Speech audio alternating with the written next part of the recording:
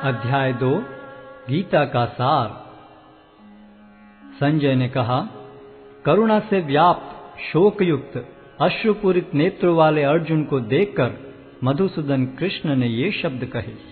श्री भगवान ने कहा, हे अर्जुन, तुम्हारे मन में यह कलमश आया कैसे?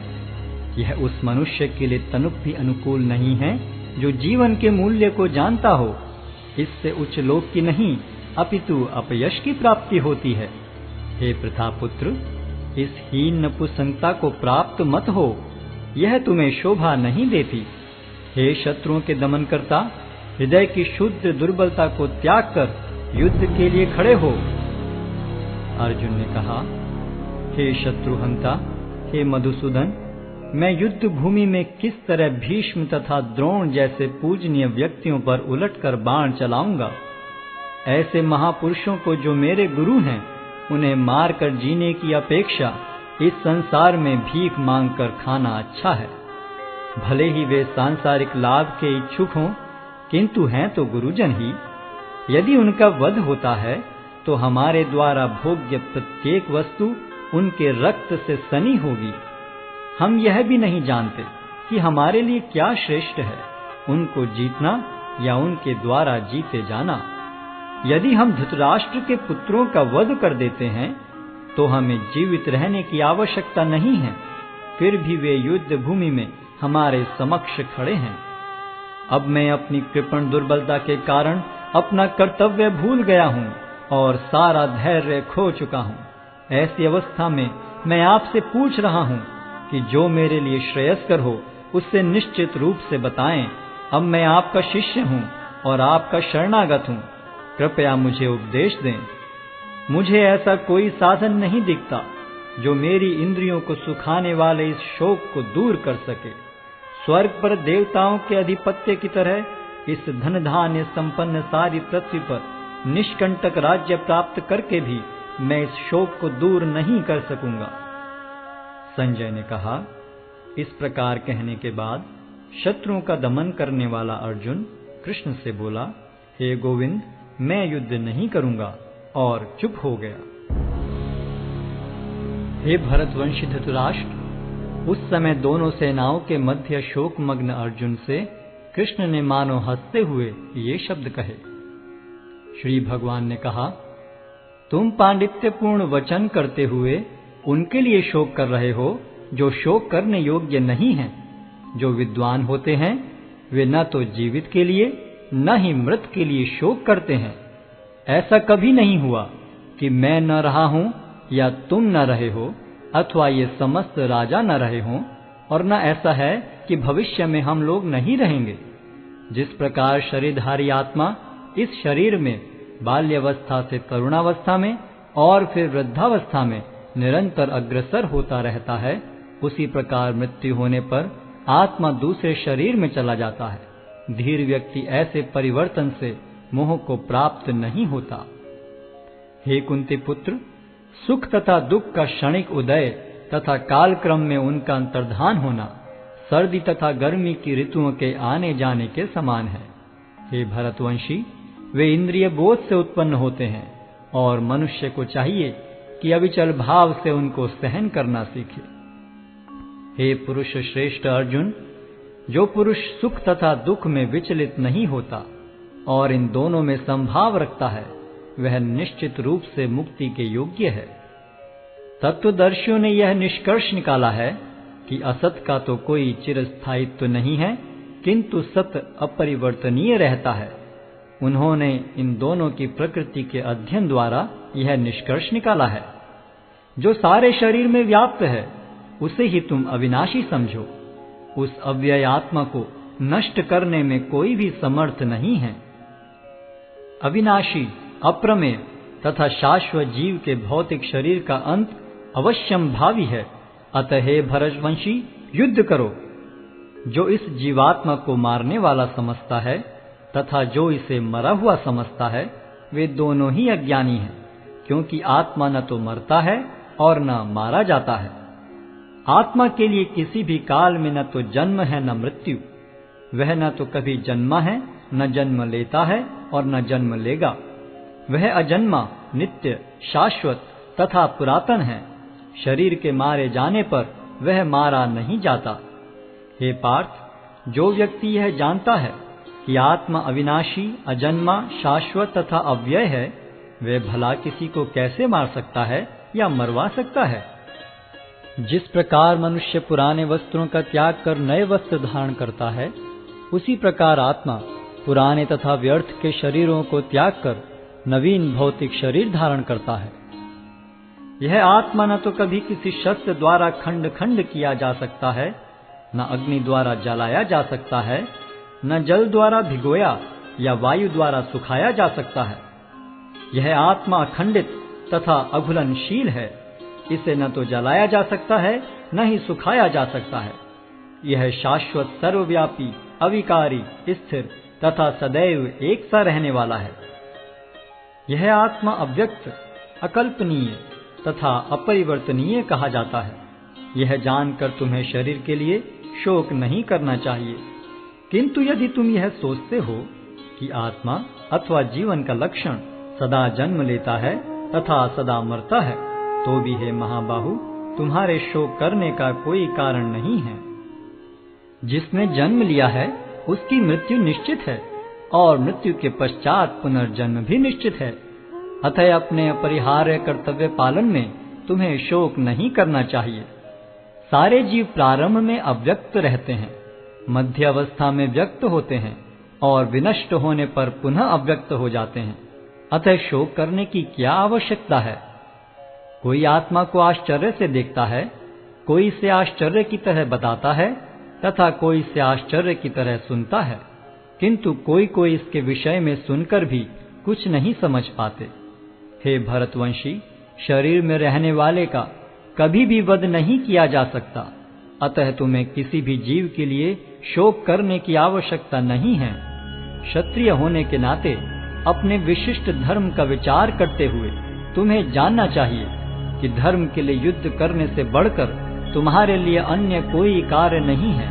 अतः तुम्हें संकोच करने की कोई आवश्यकता नहीं है। हे पार्थ, वे क्षत्रिय सुखी हैं जिन्हें ऐसे युद्ध के अवसर अपने आप प्राप्त होते हैं, जिससे उनके लिए स्वर्ग लोक के द्वार खुल जाते हैं। किंतु यदि तुम युद्ध करने के स्वधर्म को संपन्न नहीं करते, तो तुम्हें निश्चित रूप से अपने कर्तव्य की उपेक्षा करने का पाप लगेगा और तुम योद्धा के रूप में भी अपना यश खो दोगे। लोग सदैव तुम्हारे अपयश का वर्णन करेंगे और सम्मानित व्यक्ति के लिए अपयश तो मृत्यु से भी बढ़कर है। जिन जिन महान योद्धाओं ने तुम्हारे नाम तथा यश को सम्मान दिया है, वे सोचेंगे कि तुमने डर के मारे युद्ध भूमि छोड़ दी है और इस तरह वे तुम्हें तुच्छ मानेंगे। तुम्हारे शत्रु अनेक प्रकार के कटु शब्दों से तुम्हारा वर्णन करेंगे और तुम्हारी सामर्थ्य का उपहास करेंगे। तुम्हारे लिए इससे दुखदाई और क्या हो सकता है? हे कुंती पुत्र, तुम यदि युद्ध में मारे जाओगे तो स्वर्ग प्राप्त करोगे, या यदि तुम जीत जाओगे तो पृथ्वी के साम्राज्य का भोग करोगे। अतः दृढ़ संकल्प करके खड़े हो और युद्ध करो। तुम सुख या दुख, हानि या लाभ, विजय या पराजय का विचार किए बिना युद्ध के लिए युद्ध करो। ऐसा करने पर तुम्हें कोई पाप नहीं लगेगा। यहाँ मैंने वैश्लेषिक अध्ययन द्वारा इस ज्ञान का वर्णन किया है। अब निष्काम भाव से कर्म करना बता रहा हूँ, उसे सुनो। हे प्रतापपुत्र, तुम यदि ऐसे ज्ञान से कर्म करोगे तो तुम कर्मों के बंधन से अपने को मुक्त कर सकते हो। इस प्रयास में न तो हानि होती है न ही ह्रास, अपितु इस पथ पर की गई अल्प प्रगति भी महान भय से रक्षा कर सकती है। जो इस मार्ग पर चलते हैं वे प्रयोजन में दृढ़ रहते हैं और उनका लक्ष्य भी एक होता है। हे कुरुनंदन, जो दृढ़ प्रतिज्ञ नहीं है उनकी बुद्धि अनेक शाखाओं में विभक्त रहती है। अल्पज्ञानी मनुष्य वेदों के उन अलंकारिक शब्दों के प्रति अत्यधिक आसक्त रहते हैं जो स्वर्ग की प्राप्ति, अच्छे जन्म, शक्ति इत्यादि के लिए विविध सकाम कर्म करने की संस्तुति करते हैं। इंद्रिय तृप्ति तथा ऐश्वर्य में जीवन की अभिलाषा के कारण वे कहते हैं कि इससे बढ़कर और कुछ नहीं है।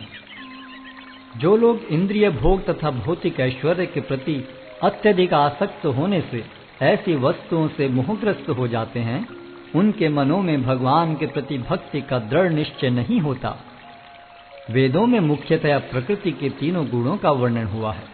हे अर्जुन, इन तीनों गुणों से ऊपर उठो, समस्त द्वैतों और लाभ तथा सुरक्षा की सारी चिंताओं से मुक्त होकर आत्मपरायण बनो। एक छोटे से कूप का सारा कार्य एक विशाल जलाशय से तुरंत पूरा हो जाता है। इसी प्रकार वेदों के आंतरिक तात्पर्य जानने वाले को उनके सारे प्रयोजन सिद्ध हो जाते हैं। तुम्हें अपना कर्म करने का अधिकार है, किंतु कर्म के फलों के तुम अधिकारी नहीं हो। तुम न तो कभी अपने आप को अपने कर्मों के फलों का कारण मानो, न ही कर्म न करने में कभी आसक्त हो। हे अर्जुन, जय अथवा पराजय की समस्त आसक्ति त्याग कर समभाव से अपना कर्म करो, ऐसी समता योग कहलाती है। हे धनंजय, भक्ति के द्वारा समस्त गर्हित कर्मों से दूर रहो और उसी भाव से भगवान की शरण ग्रहण करो। जो व्यक्ति अपने सकाम कर्म फलों को भोगना चाहते हैं, वे कृपण हैं। भक्ति में संलग्न मनुष्य इस जीवन में ही अच्छे तथा बुरे कार्यों से अपने को मुक्त कर लेता है। अतः योग के लिए प्रयत्न करो, क्योंकि सारा कार्य कौशल यही है। इस तरह भगवत भक्ति में लगे रहकर बड़े बड़े ऋषि, मुनि अथवा भक्तगण अपने आप को इस भौतिक संसार में कर्म के फलों से मुक्त कर लेते हैं। इस प्रकार वे जन्म मृत्यु के चक्र से छूट जाते हैं और भगवान के पास जाकर उस अवस्था को प्राप्त करते हैं जो समस्त दुखों से परे है। जब तुम्हारी बुद्धि मोह रूपी सघन वन को पार कर जाएगी, तो तुम सुने हुए तथा सुनने योग्य सब के प्रति अन्य मनस्क हो जाओगे। जब तुम्हारा मन वेदों की अलंकारमयी भाषा से विचलित न हो और वह आत्म साक्षात्कार की समाधि में स्थिर हो जाए, तब तुम्हें दिव्य चेतना प्राप्त हो जाएगी। अर्जुन ने कहा, हे कृष्ण, अध्यात्म में लीन चेतना वाले व्यक्ति के क्या लक्षण हैं? वह कैसे बोलता है तथा उसकी भाषा क्या है? वह किस तरह बैठता और चलता है? श्री भगवान ने कहा, हे पार्थ, जब मनुष्य मनोधर्म से उत्पन्न होने वाली इंद्रिय तृप्ति की समस्त कामनाओं का परित्याग कर देता है और जब इस तरह से विशुद्ध हुआ उसका मन आत्मा में संतोष प्राप्त करता है, तो वह विशुद्ध दिव्य चेतना को प्राप्त स्थित प्रज्ञ कहा जाता है। जो त्रय तापों के होने पर भी मन में विचलित नहीं होता अथवा सुख में प्रसन्न नहीं होता और जो आसक्ति, भय तथा क्रोध से मुक्त है, वह स्थिर मन वाला मुनि कहलाता है। इस भौतिक जगत में जो व्यक्ति न तो शुभ की प्राप्ति से हर्षित होता है और न अशुभ के प्राप्त होने पर उससे घृणा करता है, वह पूर्ण ज्ञान में स्थिर होता है। जिस प्रकार कछुआ अपने अंगों को संकुचित करके खोल के भीतर कर लेता है, उसी तरह जो मनुष्य अपनी इंद्रियों को इंद्रिय विषयों से खींच लेता है, वह पूर्ण चेतना में दृढ़ता पूर्वक स्थिर होता है। देहधारी जीव इंद्रिय भोग से भले ही निवृत्त हो जाए, पर उसमें इंद्रिय भोगों की इच्छा बनी रहती है। लेकिन उत्तम रस के अनुभव होने से ऐसे कार्यों को बंद करने पर वह भक्ति में स्थिर हो जाता है। हे अर्जुन, इंद्रियां इतनी प्रबल तथा वेगवान हैं कि वे उस विवेकी पुरुष के मन को भी बलपूर्वक हर लेती हैं, जो उन्हें वश में करने का प्रयत्न करता है। जो इंद्रियों को पूर्णतया वश में रखते हुए इंद्रिय संयम करता है और अपनी चेतना को मुझ में स्थिर कर देता है, वह मनुष्य स्थिर बुद्धि कहलाता है। इंद्रिय विषयों का चिंतन करते हुए मनुष्य की उनमें आसक्ति उत्पन्न हो जाती है और ऐसी आसक्ति से काम उत्पन्न होता है और फिर काम से क्रोध प्रकट होता है। क्रोध से पूर्ण मोह उत्पन्न होता है और मोह से स्मरण शक्ति का विभ्रम हो जाता है। जब स्मरण शक्ति भ्रमित हो जाती है तो बुद्धि नष्ट हो जाती है और बुद्धि नष्ट होने पर मनुष्य भवकूप में पुनः गिर जाता है। किंतु समस्त राग तथा द्वेष से मुक्त एवं अपनी इंद्रियों को संयम द्वारा वश में करने में समर्थ व्यक्ति भगवान की पूर्ण कृपा प्राप्त कर सकता है। इस प्रकार से कृष्ण भावनामृत में तुष्ट व्यक्ति के लिए संसार के तीनों ताप नष्ट हो जाते हैं और ऐसी तुष्ट चेतना होने पर उसकी बुद्धि शीघ्र ही स्थिर हो जाती है। जो कृष्ण भावनामृत में परमेश्वर से संबंधित नहीं हैं, उनकी न तो बुद्धि दिव्य होती है और न ही मन स्थिर होता है, जिसके बिना शांति की कोई संभावना नहीं है। शांति के बिना सुख हो भी कैसे सकता है। जिस प्रकार पानी में तैरती नाव को प्रचंड वायु दूर बहा ले जाती है, उसी प्रकार विचरणशील इंद्रियों में से कोई एक जिस पर मन निरंतर लगा रहता है, मनुष्य की बुद्धि को हर लेती है।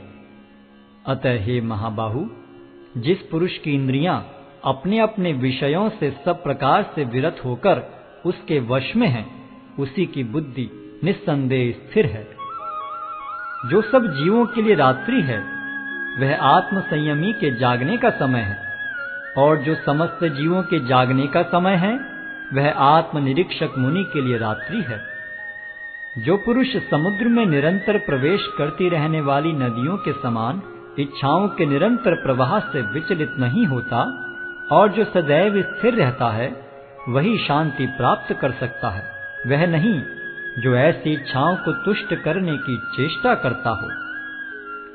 जिस व्यक्ति ने इंद्रिय तृप्ति की समस्त इच्छाओं का परित्याग कर दिया है, जो इच्छाओं से रहित रहता है और जिसने सारी ममता त्याग दी है तथा अहंकार से रहित है, वही वास्तविक शांति को प्राप्त कर सकता है।